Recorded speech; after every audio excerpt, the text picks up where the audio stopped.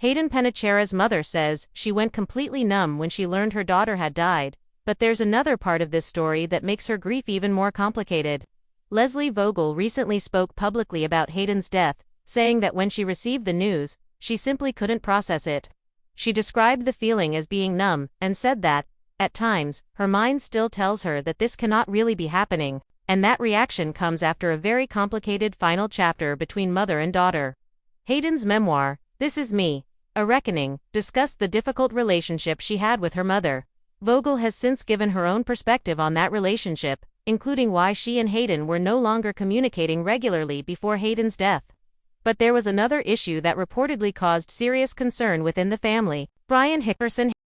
Hayden and Hickerson had an on-and-off relationship beginning in 2018, and their history included domestic violence cases that Hayden herself discussed publicly.